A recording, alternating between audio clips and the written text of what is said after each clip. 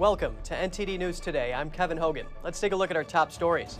Candidates making a final push to rally voters ahead of the midterm elections next week. We take a look at some of the highlights.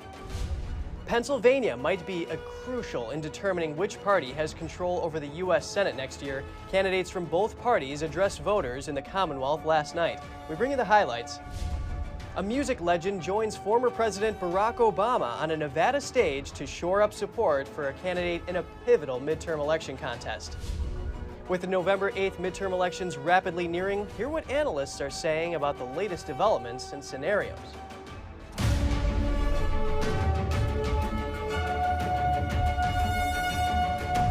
With less than a week before the midterm elections, candidates are getting out and rallying voters. NTD's Jessica Beatty gives us some of the highlights.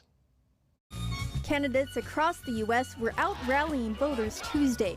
In Georgia, Democrat Stacey Abrams is challenging Republican Governor Brian Kemp. At a rally in Atlanta, she accused Kemp of banning things. He's banned the truth, and it's time for us to ban him from the governor's office.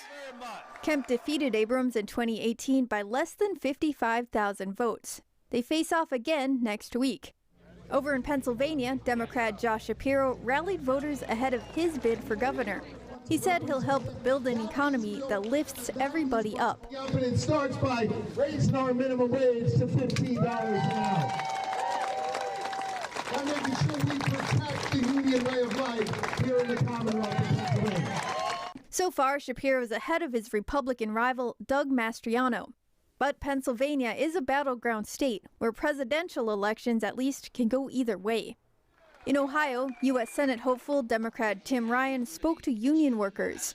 Ryan said if he's elected, he'll work with both Democrats and Republicans. That's important for people to know. I'm an independent operator on behalf of working class people here in Steubenville. Ryan's cast himself as a voice for working class voters. He's facing Trump-endorsed Republican J.D. Vance, who wrote Hillbilly Elegy. It's about growing up in poverty in Ohio. In recent polls, Vance has taken a narrow lead. Down in Texas, Republican Governor Greg Abbott spoke to supporters in Fort Worth. He went after his Democratic challenger, Beto O'Rourke. Beto has supported the ideology of defunding the police. We do not need, as a governor in Texas, anyone who defund the police. We will beat Beto, and you will keep a governor who supports our law enforcement officers. Abbott also touted a strategy of sending illegal border crossers to blue states. Since April, Texas has bused more than 7,000 illegal immigrants to Washington, D.C. and New York City. And in Michigan, a final push from Republican candidate for governor Tudor Dixon has helped her pull closer to incumbent Gretchen Whitmer. Dixon went silent after draining her resources in the primaries. But two primetime debates and help from the Republican Governors Association are making the race more competitive. This is the plan, that's how it went, and I actually think that our momentum is coming at just the perfect time. The question is whether the late push will be enough for Dixon to overtake Whitmer. Jessica Beatty, NTD News. Staying on the midterms, both Pennsylvania Senate candidates campaigned last night. Republican candidate Mehmet Oz says Washington is too divided, and he's vowing to bring balance to D.C. Our reporter attended his speech. On Tuesday, Republican Senate candidate Mehmet Oz campaigned in Bensalem, Pennsylvania. The race between him and Democratic Lieutenant Governor John Fetterman is crucial to Republican hopes of regaining control of a Senate now narrowly held by Democrats. At his speech, the doctor said he has the diagnosis to why Washington is getting it wrong. Washington's getting it wrong because of the extreme positions that they're accepting of. And they need a dose of Pennsylvania reality. I want to go to Washington and bring balance. He says what he calls partisan bickering has to end. Because when I travel around Pennsylvania, I don't hear people telling me to go beat up on Democrats. Heck, we're a purple state. Your neighbors are Democrats. And by the way, they're going to vote for us in this election. After the rally, we asked a Pennsylvania trade school owner what his main concerns are at this year's election. I'm in Philadelphia, so crime is first. Crime is before even financial. You know, the next is the economy. The economy is very important right now, too. And then, you know, we have a high level of fentanyl problems, which still leads back to crime, and it affects the economy. Fetterman also campaigned on Tuesday. He met with voters in Erie County. We want to call to eliminating the filibuster. And eliminating the filibuster was always critical because it's understood that if you want to have kind of the important kind of core issues that we believe, not just Democrats, but I think a majority of Pennsylvanians all would like to see, enacted. Fetterman has lost his initial lead, and polls are now tight between him and Oz as concerns about rising inflation have taken a toll on Democrats ahead of the midterms. Speaking of the Keystone State, a major ruling from the Pennsylvania Supreme Court that could impact next week's midterm elections. The court ruled yesterday that local election boards cannot count any ballots mailed with undated or incorrectly dated envelopes. Several Republican groups, including the Republican National Committee, filed a lawsuit last month. They demanded the acting Secretary of the Commonwealth uphold a state requirement for voters. The requirement compels voters to sign and date the outer envelope of their mail-in ballot when they return it. Prior to the latest legal fight, the Third U.S. Circuit Court of Appeals ruled in May that having dates on the return envelope is not mandatory. But the U.S. Supreme Court in October annulled the decision by the appeals court. So far, no reaction on the ruling from the Pennsylvania Secretary of Commonwealth's office. And over in Wisconsin, a ballot mystery at the home of Assemblywoman Janelle Brandtjen. The state lawmaker received 3 military mail-in ballots last week without applying for them. The envelopes were addressed to someone named Holly with 3 different surnames. None of them live or have ever lived at her address. Research suggests that these names might be made up. So far, it's still unknown who requested those ballots and directed them to be sent to Brandtjen. Wisconsin doesn't require voter registration for military personnel, so all it takes to get a military ballot is a fictitious name and date of birth. Brandtjen said the ballots point to the loopholes in this online application process. She called for more safeguards for military absentee voting. And top figures in the Democratic Party were out stumping yesterday. President Joe Biden, former President Barack Obama, and music artist John Legend came out in force to support midterm election candidates. NTD's Daniel Monahan has the story. And tonight, the reason why we're here is because we need to show up for our democracy. Is that right? Legend was on hand with Barack Obama at a Nevada early vote rally to bolster support for Senator Catherine Cortez Masto. The only way to make this economy fair is if we, all of us, fight for it.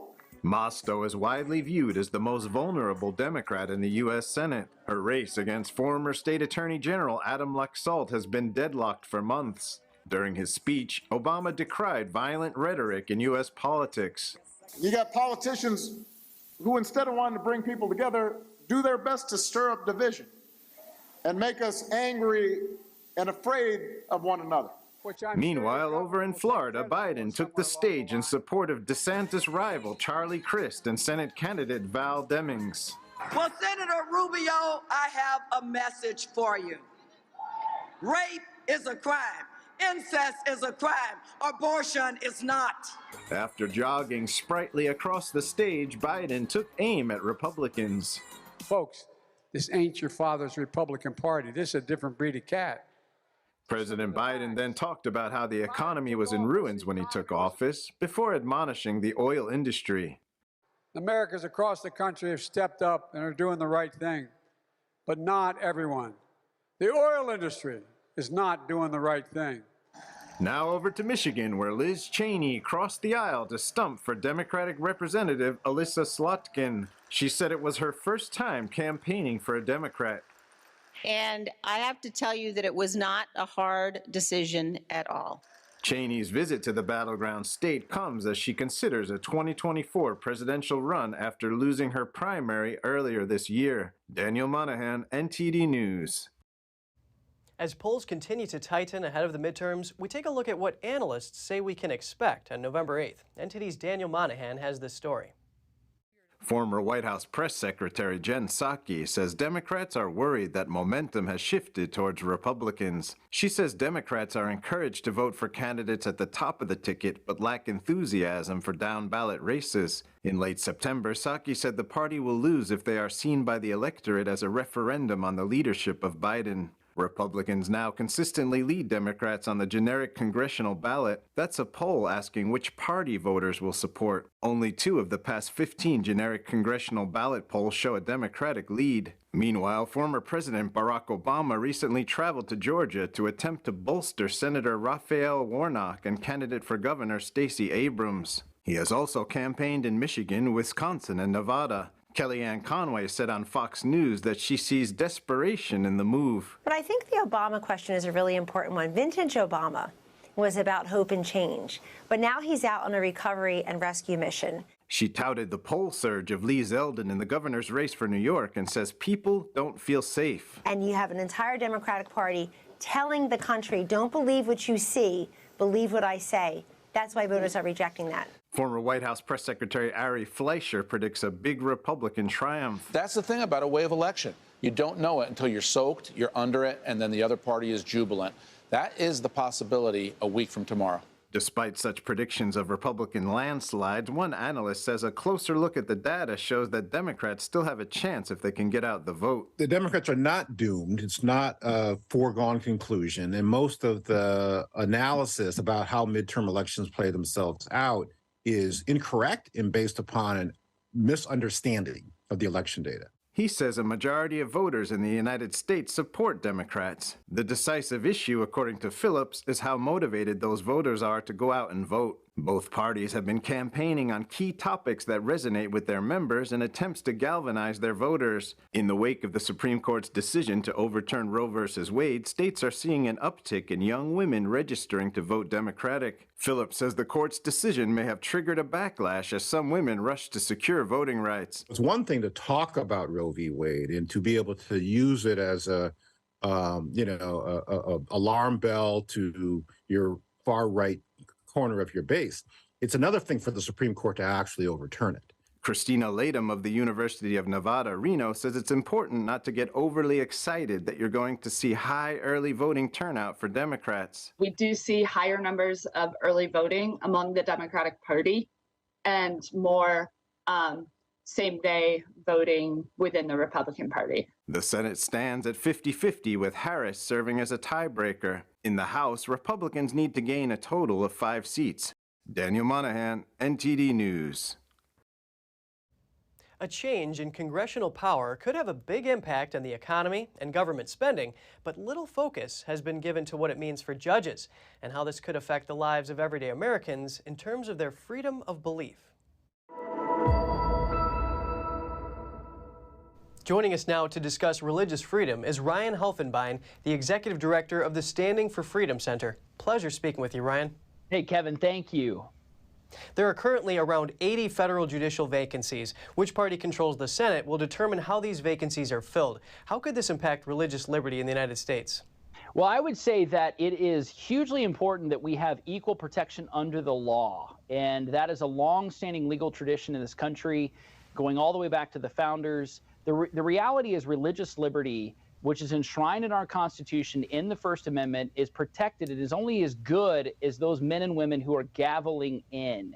And what is their judicial philosophy? Will they be activists at the end of the day, or will they be those who uphold and affirm the Constitution in the United States that they've been sworn in to defend and protect? And so the 80 vacancies, as you mentioned, that's going to be hugely important. If there is a Republican majority in this confirmation process, it's not going to be a cakewalk to just get them through. Ryan, you mentioned the GOP. What is Mitch McConnell's role in this? Well, I mean, he's obviously the leader of the party. He is the most ranking member of the Republican Party. He's a master, I would say, when it comes to whipping the votes and being disciplined and calling to order Republican vote. If there are 2 or 3 Republican senators in that majority, Mitch McConnell will become the Senate Majority Leader once again, and certainly he will have the power, wield the power in the Senate to bring the opposition to the president. So I would say Mitch McConnell certainly is going to be the leader when it comes to judicial appointments and bringing them through the process. Now, at the end of the day, the appointments come from the president. but they are going to be vetted in the Senate, and the cross-examination, we'll be able to see those hearings and witness those testimonies and see exactly what these judicial appointments actually believe at the end of the day.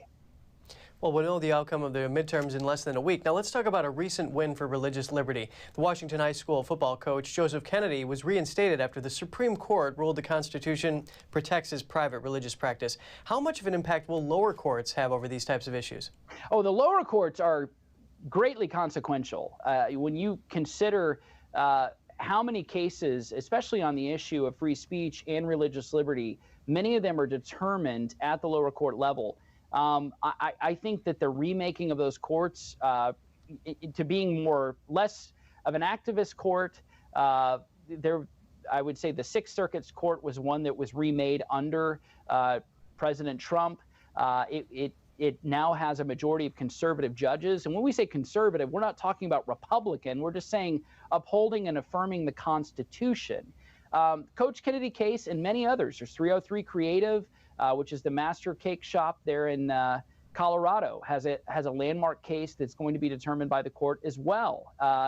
And all of these cases are hugely important when it comes to the question of religious liberty and making sure that our freedoms are affirmed and upheld in this country. Whether you are a Christian or not, it doesn't matter, Jewish, Muslim, or even a secularist. It's important that we have an equal regard with respect to our conscience. Freedom of belief is definitely something this country is founded on. Ryan Helfenbein, the executive director of the Standing for Freedom Center, great speaking with you today. Thank you, Kevin. Coming up, 2 police officers are injured in New Jersey while trying to arrest a shooting suspect. The alleged criminal is still at large. We have that and more after this break.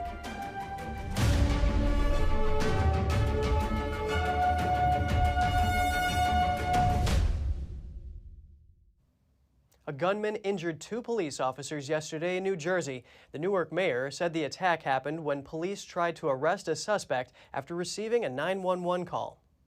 There was a brief altercation. The gentleman pulled a gun out, shot 2 police officers at close range. Gunshot was returned, fire was returned. The gentleman retreated back into the building. We are right now clearing the building out. Mostly all of the residents have been cleared out of the building already.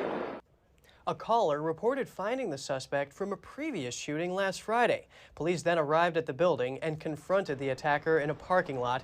He fired several shots at the officers. One of them was shot in the leg, the other in the shoulder.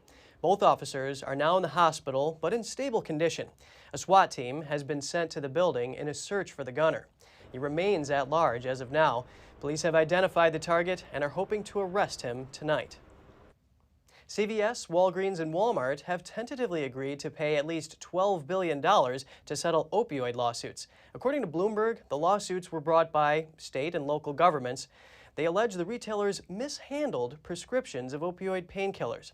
More than 3,000 lawsuits have been filed against pharmacies, opioid manufacturers, and distributors, accusing them of downplaying the addiction risks of opioids and also failing to stop the pills from being used illegally. Data shows the opioid crisis has claimed more than 500,000 lives over the past 2 decades, 80,000 of them in 2021 alone. Twitter has announced it will charge $8 a month for its Blue service, which included its verified badge. New Twitter boss Elon Musk says the company seeks to boost subscriptions and make the social media network less reliant on ads.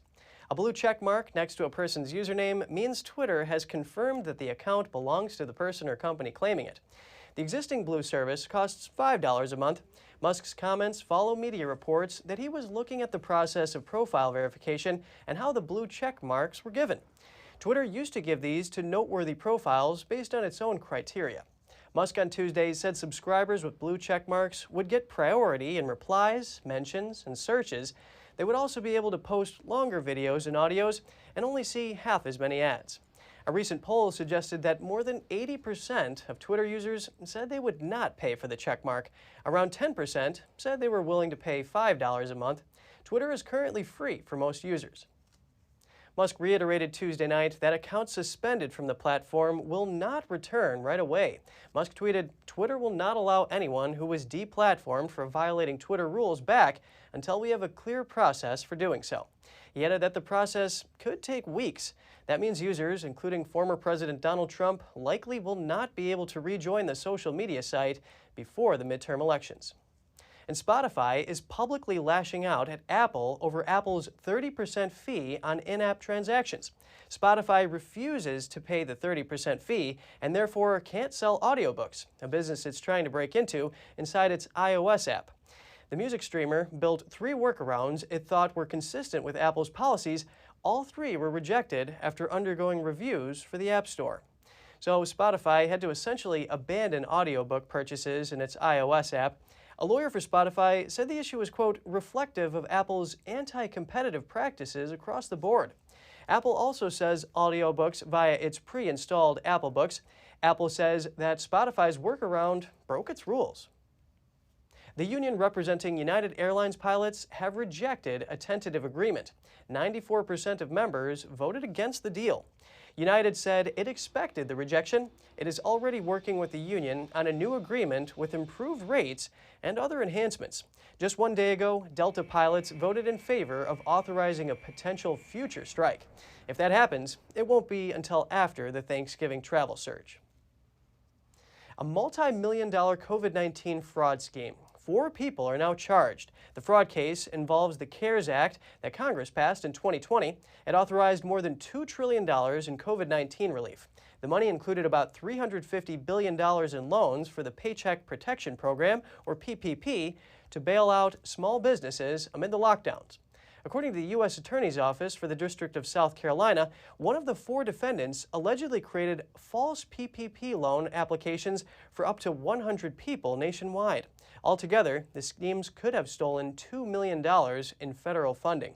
If convicted, each defendant could face a maximum 20 years in prison, along with fines. And in other news, a hospital in Atlanta has shuttered its doors after more than a century in operation. Atlanta Medical Center officially closed on Tuesday. It comes 2 weeks after the hospital shut down its emergency department.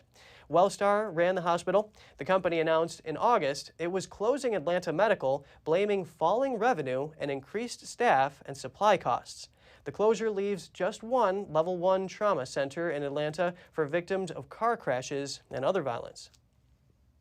And onto a cold case. The Las Vegas police believe they have the man behind a decades-old murder. 64-year-old Paul Nuttall has been charged in the 1980 killing of Sandra DeFelice. The 25-year-old was brutally raped and murdered inside her home. Nuttall was originally named as a person of interest in the case after authorities found his fingerprint in DeFelice's home. But it was explained away because he was a friend of her roommate. Then, last year, investigators used new technology to test DNA evidence recovered under DeFelice's fingernails, and it was Nuttall's DNA. He is now behind bars, charged with murder, sexual assault, and burglary. And just ahead, a U.S. charity reportedly hosts a secret Chinese police station in its New York headquarters. Now, a report says a campaign donor for New York City Mayor Eric Adams has ties to that charity. And British lawmakers have called for an investigation into unofficial Chinese police stations located within their borders. These overseas agencies are reportedly used to force dissidents back to China. Get the details in just a minute here on NTD News.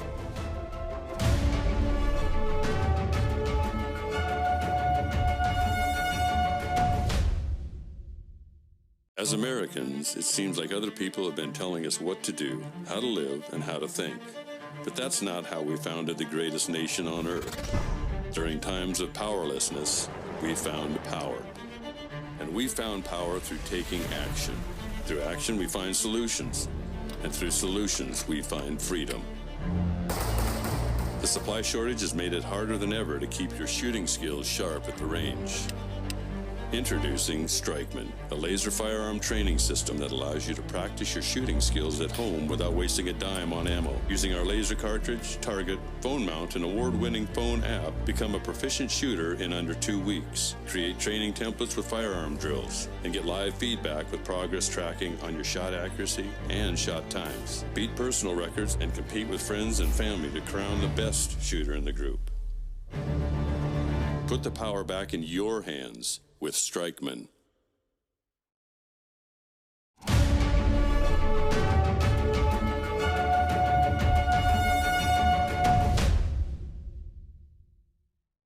Welcome back. New York City's mayor in the spotlight. A report says one of his election campaign donors has ties to a troubled U.S. charity, which reportedly hosts a secret Chinese police station in its New York headquarters. Here are the details. According to Daily Caller News, the president of the American Chong-Li Association, James Liu, financially supported Mayor Eric Adams' election efforts. He donated $4,000 to Adams' mayoral campaign between 2019 and 2021. But Liu's nonprofit, the American Chong-Li Association, was embroiled in a series of controversies earlier this month. That's amid reports that the group had been operating a Chinese police station inside its headquarters in Lower Manhattan. It's allegedly tasked with spying on Chinese nationals. The Manhattan police station is one of more than 100 law enforcement offices the CCP has set up worldwide. According to a human rights group, these stations also participate in intimidation, harassment, detention, or imprisonment to spy on dissenters and return migrants to China. Last month, the American Chong-Li Association welcomed Mayor Adams as an honored guest at its gala, though the mayor did not disclose his participation at the event on his official agenda. Photos published on a Queens-based Chinese-language news service post revealed Adams' presence there. At the dinner, Adams made a speech honoring the American Chong-Li Association, calling it an important and powerful social organization that makes great contributions to New York City. Others in attendance included Senator John Liu, City Council member Sandra Ng, and representatives from the offices of Congresswoman Grace Meng and City Council member Christopher Mart. At least 2 members of the NYPD were also seen in the photos. British members of parliament have called for an investigation following reports of unofficial Chinese police stations operating in the UK. The security minister, Tom Tugendhat, said the government will step up its work to prevent transnational repression. The overseas stations say they provide administrative support, like renewing Chinese driver's licenses, but investigations found they are being used to force dissidents to go back to China. Here's Alicia Kearns, chair of the Foreign Affairs Committee, raising the issue in Parliament.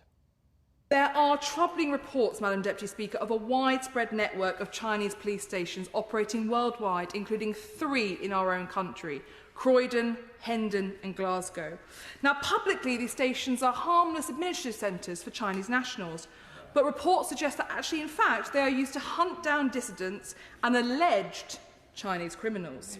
Now, the Chinese government has admitted their existence, and so my questions to the Minister are: what is the legal basis for their operations on UK soil? Are Chinese officials involved in the administration? Tugendhat said the Chinese overseas stations aren't exclusive to the UK and called such repressive tendencies unacceptable. He said he's working with the UK police to keep on top of the offense. The Dutch government on Tuesday ordered China to close police stations in the Netherlands immediately for good. Reports say they were used to monitor and harass Chinese dissidents. A foreign minister says that although the stations do provide consular help, they do not have permission for that. He says that alone is enough to shut them down. Meanwhile, the ministry will take a deeper look at such activity. It will also reach out to other EU countries where sources say Chinese police stations are located. The reports came in the wake of a September investigation by Spain-based NGO Safeguard Defenders. It claims that China has 54 overseas police centers around the world, including the 2 in the Netherlands. It also said there were 3 in the UK and 1 in New York City. The European Union's industry chief says that European governments and companies must realize that China is a rival to the EU, and they should not be naive when approving Chinese investment. European Commissioner Thierry Breton said we need to be extremely vigilant. Breton said the EU adopted a series of measures to block Chinese investment in critical infrastructure since the EU labeled China a systemic rival in 2019. He said it's now up to the member states to use them. His comments appear to be aimed in part at Germany, whose Chancellor Olaf Scholz will visit Beijing on Friday. Germany recently decided to approve the sale of a stake in the country's largest port in Hamburg to a Chinese state-run company, baffling many diplomats. Chancellor Scholz was in favor of the sale despite strong pushback from his governing coalition partners. Scholz's visit to Beijing will be the first by an EU leader since the start of the COVID-19 pandemic. North Korea fired at least 17 missiles into the sea today. Seoul says one of them landed less than 38 miles off South Korea's coast and for the first time crossed a disputed maritime border, which is outside of South Korea's territorial waters.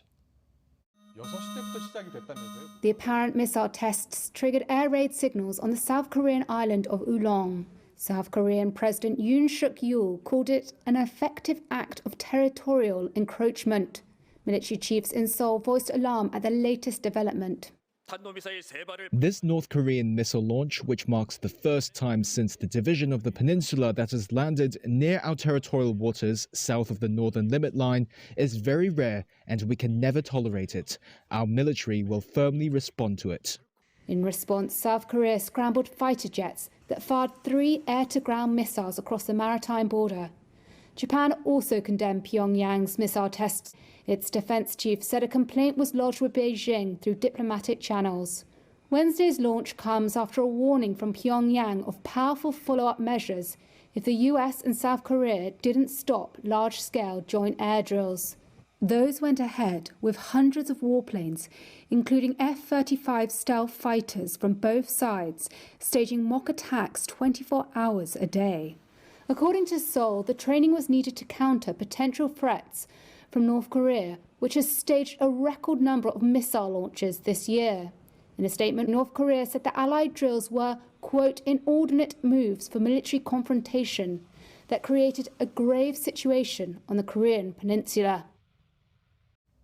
A South Korean pub owner talks about what he saw the night of the deadly crowd crush in Seoul. It left 154 people dead and 149 injured. And just a warning, the following scenes might be disturbing for some viewers. On the night of the deadly crush in Seoul, South Korea, Park Kun-ho was on his rooftop bar. The pub he owns overlooks a narrow alley in the Itaewon district. I was working behind the counter, he says. He recalled looking outside from time to time since opening the bar at 5:30 p.m. on Saturday. Tens of thousands of young people had flocked to the area for the first virtually unrestricted Halloween festivities in 3 years. Park says at first he was excited to have so many customers. Then he captured this video at 9:55 p.m. It shows people flooding the streets. And shortly after, at 10:20 p.m., chaos erupted. The crowd poured into one particularly narrow and sloping alley that was already packed wall to wall. Social media footage showed people squeezing into the streets for several blocks surrounding the alley where many of the deaths would occur. Witnesses say when those at the top of the slope fell, it sent people below toppling over others. The result was a crush that killed at least 154 people and injured 149. Park directed his staff to keep customers inside and ran down to the scene.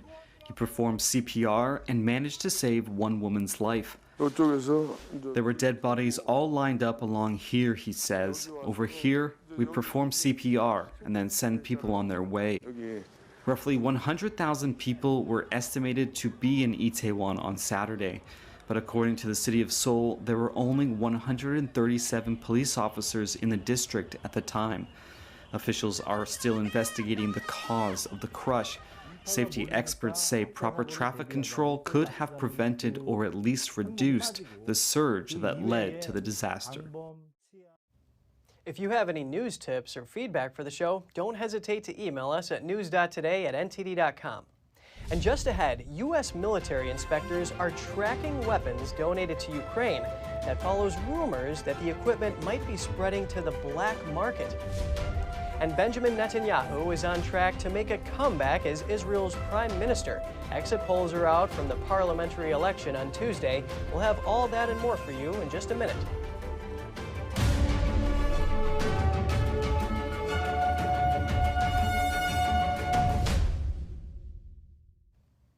Rumors are circulating that U.S. arms donations to Ukraine may have spread to the black market. The Pentagon says it has sent military officers for inspections in Ukraine. The U.S. has supplied billions of dollars in defense equipment to Ukraine since Russia's invasion, but now there's speculation about these weapons circulating illegally. In response, the Biden administration has planned closer monitoring of the aid. The inspectors now in Ukraine are part of the U.S. military. Defense officials say they have seen no evidence that the weapons were lost to the black market, but fears linger about Russia's ability to capture U.S. weapons systems. The Pentagon says it will stay alert to the risk and is working to prevent it. Wealthy Russian businessman Oleg Tinkov has renounced his Russian citizenship in protest over the war in Ukraine. He is believed to live in London and has been an outspoken critic of the invasion and President Vladimir Putin. The 54-year-old founder of Tinkoff Bank was worth over $9.5 billion at his peak. He also said he was suing the bank to force it to stop using his name, saying, "My name should not be associated with fascism." His upstart digital credit card company, TCS, grew to become one of Russia's largest financial institutions. Leaders from nearly 40 countries vowed to work together to track down hackers behind ransomware attacks. They also pledged not to grant ransomware criminals safe haven and committed to other countermeasures to prevent the attacks. The government leaders met in Washington, D.C. for the Counter-Ransomware Initiative on Tuesday. Ransomware attacks impact thousands of companies and individuals every year globally. A recent SpyCloud survey found that 90% of organizations reported being affected by ransomware in the last 12 months. Research by Chainalysis found that roughly 74% of ransomware revenue in 2021 went to individuals who were highly likely to be affiliated with Russia. Now turning our attention to Denmark, results from the nation's general election are out. The left-leaning Bloc was able to maintain a slim majority in parliament. The election took place on Tuesday. Prime Minister Mette Frederiksen, Social Democratic Party, is again the biggest in parliament, with 27% of the votes. This was the party's best election performance in more than 2 decades. The left-leaning Bloc got, in total, 87 seats in the 179-seat parliament. But despite the win, the Prime Minister said she would resign and try to form a new government with broader support across the political divide. The left-leaning parties that could ally to form a new government include the Socialist People's Party, the Red-Green Alliance, and the Social Liberal Party. The opposition Liberal Party acknowledged defeat. They lost 19 of their 43 seats in Parliament. In the UK, former Health Secretary Matt Hancock has been suspended as a Conservative Party politician, but will continue as an independent. That's after signing up to join the reality TV show I'm a Celebrity, Get Me Out of Here. Hancock was a surprise extra name added to the list of contenders, and allies said he would use his appearance to promote his work on dyslexia. But it will mean being away from Parliament, and the Conservative Party withdrew the whip, meaning he was effectively suspended from the party. The West Suffolk MP was forced to quit as Health Secretary in June 2021 after breaking lockdown rules by having an affair with an aide in his ministerial office. And now over to Israel. Former Prime Minister Benjamin Netanyahu is on track to return to power. This is according to exit polls from the country's parliamentary election on Tuesday. Exit polls predict that Netanyahu's right-wing coalition would gain a slim majority in parliament, or 62 out of 120 seats. This would pave the way for Netanyahu's comeback. Incumbent Prime Minister Yair Lapid's coalition is expected to take 53 or 54 seats, but the official result is not expected until later in the week. Lapid stopped short at conceding defeat and said he would wait until the final count was in. Netanyahu celebrated today, saying, quote, "We have won a huge vote of confidence from the people of Israel. We are on the brink of a very big victory." This was Israel's 5th parliamentary election in less than 4 years, but voter turnout was at the highest levels since 1999. And over in Ecuador, at least 5 police officers were killed in explosive attacks, leading to a state of emergency in 2 provinces yesterday. The attacks were in response to prisoner transfers from overcrowded and violent prisons. Ecuador's president has repeatedly said the violence comes from gang retaliation for his government's efforts to combat the drug trade. Ecuador is a transit point for drugs destined for the United States and Europe. The president says the attacks were an open declaration of war by gangs. He has repeatedly used emergency declarations to try to counter violence. 7 prison officers were also taken hostage by inmates in protest of prisoner transfers. The officers were released after negotiations. Jail violence in Ecuador has soared since late 2020, killing at least 400 people.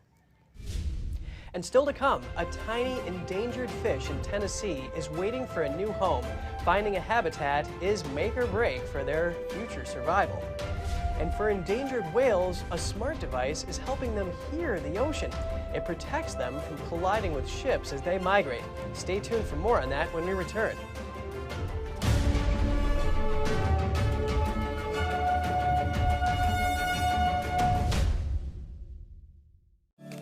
Welcome to RenBiz.com, the education and career program where parents rule. We replace public schools and universities. We are for ages 6 to 100. Never any big student loans with us. You graduate with a traditional diploma, a university degree, and your own family business. Adults returning to obtain better careers. Parents looking for better academic and career opportunities for their kids. At Business Occasion, you spend 50% of your time on traditional education and 50% on business education, including setting up your own family business. Learning is in your small, in-person pods of 6 to 10 students. At Renaissance Business Occasion, aka RenBiz.com, graduation means you have a degree and your own family business. Like education always should have been, a transition to getting a career.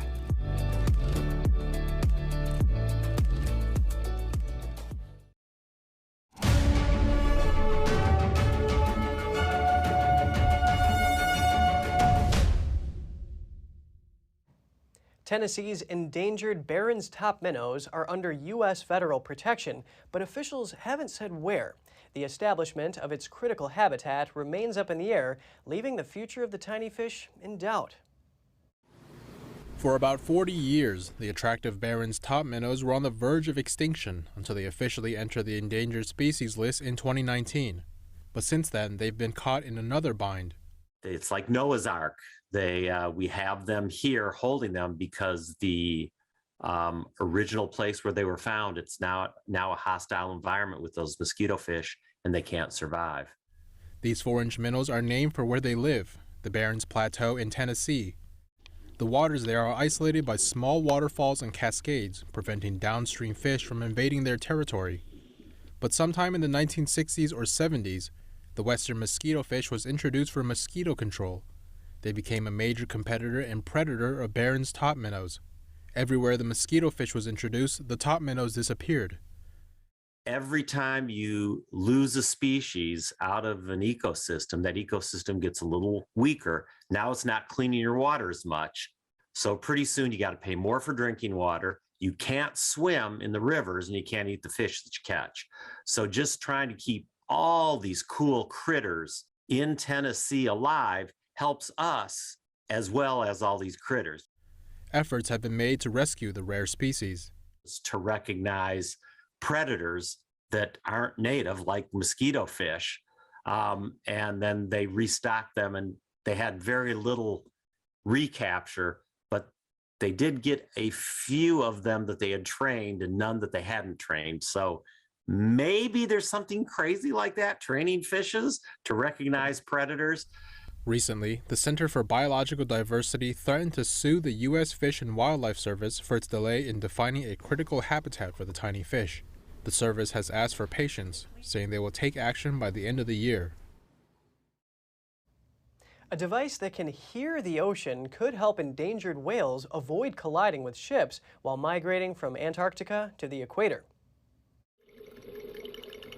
Migrating whales rely on sounds like these to help navigate and hunt. These high-tech smart buoys being installed off the coast of Chile will have one main job: to listen to the whales and, using artificial intelligence, help them avoid colliding with ships while migrating from Antarctica to the equator. This buoy is the first of many planned in the Gulf of Corcovado, some 680 miles south of Chile's capital. The area, full of fjords and islands, is teeming with marine life and has a large number of blue whales, as well as sei and France whales during certain seasons. But the area also faces lots of marine traffic that produces sound pollution that threatens the whales. The technology we are installing now with the Blue Boat Initiative will allow us to monitor the oceans, that is, to listen to everything that happens underwater, and once we detect whales, we'll be able to warn ships of their presence in real time and thus avoid collisions. The buoy works by using software called Listening to the Deep Ocean Environment, or LIDO. It monitors sounds and uses AI to identify sea mammals and their location in real time. It then alerts nearby vessels so they can reduce noise and avoid collisions. The initiative is the result of nearly a decade of studies and development supported by Chile's Environment Ministry. The plan is to cover the Gulf with a minimum of 6 buoys and eventually the entire migratory route of the whales from Antarctica to the equator. The U.S. Fish and Wildlife Service took an important step in protecting emperor penguins this week. On Tuesday, the tallest and heaviest of penguins were officially placed under the safekeeping of the Endangered Species Act. The species is now categorized as threatened. Having an endangered species classification could help the emperor penguin population just as it helped stabilize the population of polar bears. And just ahead, forests are alive with a variety of mushrooms of different colors and sizes. Fall rains have brought a large bounty for mushroom pickers in France and Switzerland. Details to come on NTD News Today.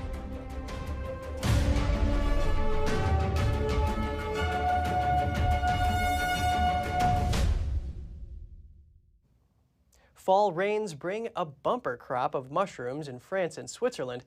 There's a variety of fungi rich for picking, but some are poisonous, so amateur pickers are sure to double check with experts. NTD's Andrew Thomas has the details. After a long dry summer, heavy rains are restoring mushroom growth. In France and Switzerland, mushroom pickers forage in the woods for their favorite fungi. The forest grounds are alive with a variety of mushrooms of different colors and sizes. Last summer, we found many mushrooms in July and August. But this year, it was so hot during summer, we didn't find anything. But now, everything is coming out at once. Her basket mainly contains a mushroom commonly called a fleecy milkcap. She also found one penny bun, a gem among edible mushrooms. Local Frenchman Francois Ducret has been picking mushrooms for 40 years. Today, he has come across some interesting and rare species. An oyster mushroom growing on a dead tree trunk is a special find. You need to have good eyesight, and it helps to know the tree species because mushrooms often grow in symbiosis with trees. The Goliath webcap is one of the only edible species from a large family of mainly toxic mushrooms. It's strongly discouraged for non-experts to try to eat this type. In the last 3 weeks to a month, we have regularly had people come to our counter in the evenings to have mushrooms checked. Safer and more common favorites are the hedgehog mushroom and the black chanterelle. Mushrooms that were supposed to come up during spring or summer didn't grow. But we can find them now thanks to this humidity that allowed the root structure to wake up. And now we're finding mushrooms that theoretically shouldn't be here. Mushroom pickers meet randomly in the woods and discuss their finds. Some of them are on a mission to expand their knowledge of edible mushrooms. We did well to come here because most of what I picked today was not edible. It's a shame, but it's good to have come here and not ended up eating a non-edible mushroom. In the Geneva area, mushroom pickers are allowed to pick 4 pounds of fungi. Across the border in France, pickers are allowed up to 11 pounds. Andrew Thomas, NTD News. An extremely rare first edition copy of the U.S. Constitution will go up for auction next month. Sotheby's auction house says it is expecting bids up to $30 million for the document. Printed ahead of the Constitutional Convention in 1787, Sotheby's says only 13 of the originals are known to exist. Last year, another privately held copy was put up for auction and fetched a record $43.2 million. Billionaire hedge fund manager Ken Griffin was the winning bidder. He has since loaned the document to an art museum in Arkansas. Sotheby's says that sale was the most watched auction in the company's history. It's hoping for a similar response with this auction. And another historical document has recently surfaced. Researchers have discovered what is believed to be the oldest map of the stars. Archivists uncovered the long-lost historical relic hidden underneath a Christian manuscript. That's according to the Museum of the Bible, which identified the map as belonging to the ancient astronomer Hipparchus, who was considered to be the father of trigonometry. The more than 2,000-year-old map was discovered on a piece of reused parchment using a multispectral imaging. You can find more information about the map's discovery in the Journal for the History of Astronomy. There's usually a lot of controversy surrounding diets, but it sure makes sense that the healthier it is, the longer you will live. Here's Gina Marie with Strong Mind and Body.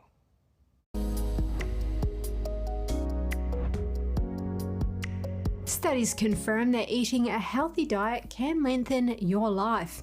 It can reduce cardiovascular disease, diabetes, and even cancer. It's estimated globally that there's around 11 million deaths arising each year from poor diets. Researchers in Norway pulled data from various studies and came up with a tool showing how diet can add to life expectancy. The typical Western diet is usually high in prepackaged foods, refined grains, seed oils, red meat, processed meat, high sugar drinks, and sweets. The sooner the dietary change was made, the better, and the switch has to be permanent, so make the change now and don't delay. Here's some examples. If a person at 20 years old switches to an optimal diet rich in fruits, vegetables, whole grains, nuts, legumes, and fish, he can expect a long life. The largest gains in life expectancy were linked to these foods. Making the change to an optimal diet at age 60 added 8 years for women and 9 years for men. If you are 80 when you switch diet, the gains dropped to 3 years for both men and women. When this study was released, it confirmed long-standing recommendations from the 2020 Dietary Guidelines for Americans,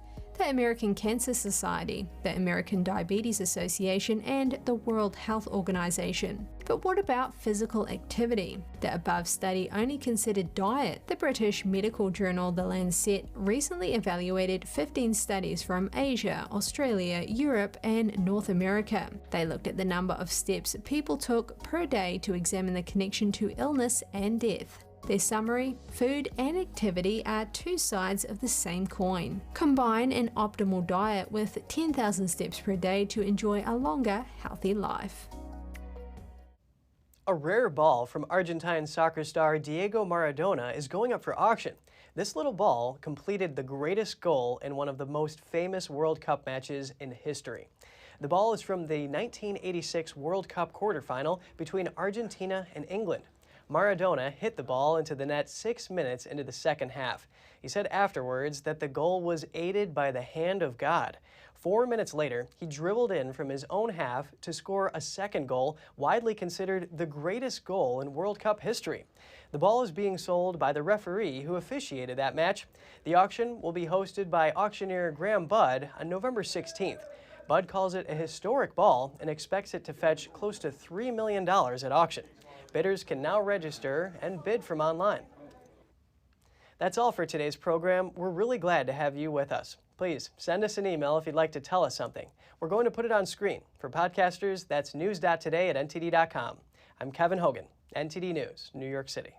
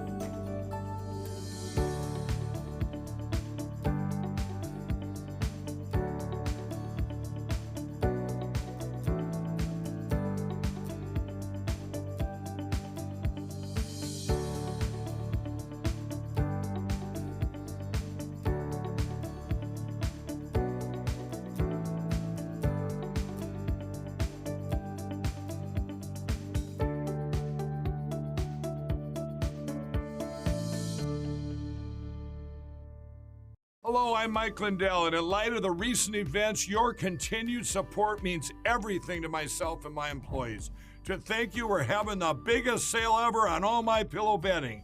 Get MyPillow bed sheets for as low as $29.98, a set of pillowcases for only $9.98. In this economy, instead... Thanks for watching us on YouTube. Did you know YouTube only keeps selective videos on its platform?